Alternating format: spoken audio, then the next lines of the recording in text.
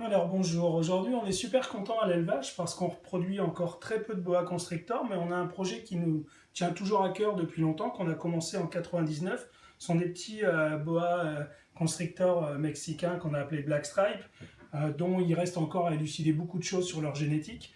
Hein, mais en tout cas, on est vraiment content parce que ce matin, voilà un petit peu ce qui nous est arrivé. Donc là, ici, on a un des parents, un des mâles adultes. Voici la femelle à côté et la portée qu'on a eue la joie de découvrir ce matin, qui est une belle portée lorsqu'on considère que ces animaux sont vraiment de petite taille, hein, sont des boas assez petits. Donc là ici, le réflexe, la femelle, on l'a fait baigner, hein, parce que elle a quand même mis bas, ça lui permet de se réhydrater. Bon, évidemment, elle n'est pas superbement de bonne humeur parce que ça lui fait des gros changements. Voilà, on l'a préparé un petit peu. Et ce qui est intéressant surtout pour nous, c'est de vous présenter un petit peu les différences qu'il y a dans ces portées de boa constrictor qu'on a appelées donc Black Stripe. Alors bien sûr, il y a les dessins. Hein, on a certains qui sont complètement lignés, avec par contre, regardez les yeux, et ça c'est vraiment important chez ce boa.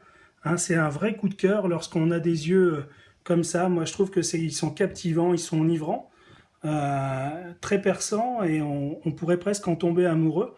Donc là, ici, ils n'ont pas encore mué, mais ils ont vraiment des regards très très différents. Et c'est ce qui fait un petit peu la beauté de chez ce boa constrictor, entre autres, parce que ses atouts sont multiples. Hein, et il reste surtout beaucoup de choses à tirer. Donc on a des full stripes, on a des animaux vraiment, on a une grosse diversité.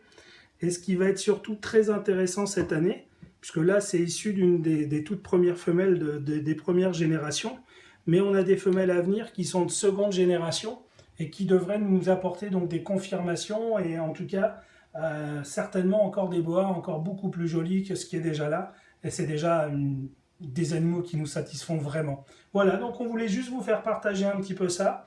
On les a fait baigner parce que pour qu'ils se réhydratent pareil, et on va les installer individuellement dans l'après-midi. Alors bonne journée et à très bientôt.